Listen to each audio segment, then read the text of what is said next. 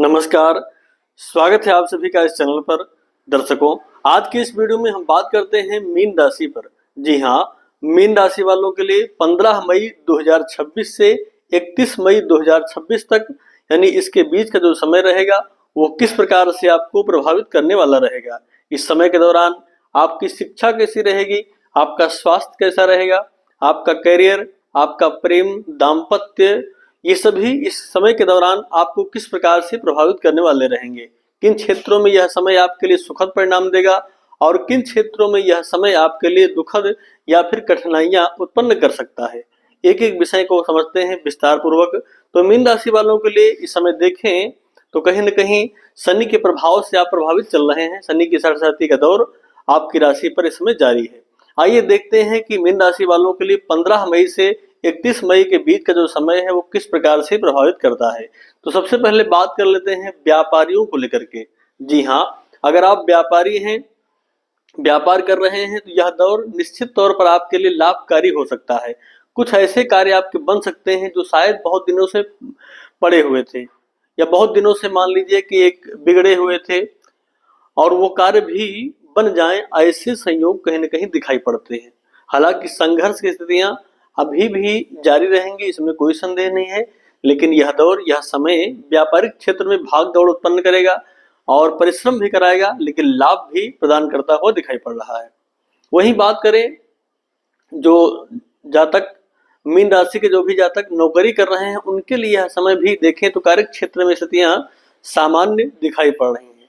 कार्य क्षेत्र में स्थितियां सामान्य दिखाई पड़ रही हैं, यद्यपि कोई दिक्कत की बात नहीं है, लेकिन फिर भी कहीं न कहीं आपके मन में एक पृथकता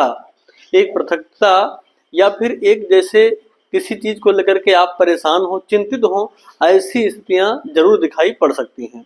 वहीं बात करें आपके दाम्पत्य सुख को लेकर के, तो दाम्पत्य सुख को देखें, पारिवारिक सुख देखें तो वह भी इस समय हम सामान्य कह सकते हैं। हालांकि शनि की दृष्टि से दृष्ट है सप्तम भाव, इसलिए कुछ हद तक यह कह सकते हैं कि वैवाहिक जीवन में जो सुख होना चाहिए उन सुखों का अभाव कहीं न कहीं बनता दिखाई पड़ेगा। लेकिन फिर भी परिवार का पूर्ण रूप से आपको सानिध्य, सहयोग और साथ सब कुछ यहाँ पर प्राप्त होता दिखाई दे रहा है इस समय के दौरान। ऐसे में भले ही आपके मन में कुछ पृथकताएं हों, जीवन साथी के मन में भी कहीं न कहीं कोई ऐसी बात हो जिनको लेकर के मन में चिंतन हो, लेकिन परिवार का जो सुख सानिध्य मिलना चाहिए वो आपको इस गोचर में भी, इस समय के दौरान भी प्राप्त होता दिखाई पड़ रहा है। प्रेमियों के लिए देखें तो स्थितियां सामान्य हैं, बहुत अच्छी भी नहीं कह सकते, सामान्य स्थितियां कह सकते हैं। आने वाले समय में आगे चलकर गुरु जैसे ही पंचम भाव में होंगे तो आपके लिए स्थितियां सुधर जाएंगी प्रेमी जातकों के लिए, तो अभी उनके लिए हम सामान्य कह सकते हैं। वहीं पर बात करें शिक्षा के लिए, तो शिक्षा के लिए भी इसे देखें तो विद्यार्थियों के लिए यह समय सामान्य स्थितियां उत्पन्न कर रहा है। परिश्रम का दौर अभी आपके लिए जारी है, थोड़ा इंतजार करिए और गुरु का गोचर शुभ होने दीजिए। उसके पश्चात आपकी अध्ययन काल में जो आप अध्ययन कर रहे हैं, जो कुछ चाह रहे हैं, उन क्षेत्रों में आपको सफलता प्राप्त होगी। वहीं बात करें स्वास्थ्य को लेकर के, तो स्वास्थ्य को देखें तो इस समय गले से संबंधित रोग या हृदय संबंधित रोग थोड़े बहुत परेशान कर सकते हैं। अगर पूर्व से आप इनसे पीड़ित हैं तो आपको इससे लेकर के सावधान रहना चाहिए। बाकी स्वास्थ्य भी देखें तो सामान्य स्थितियों में दिखाई पड़ रहा है। अब कुल मिलाकर के मीन राशि वालों को देखें तो शनि की साढ़े साथी के दौर अभी आपके लिए जारी ही है।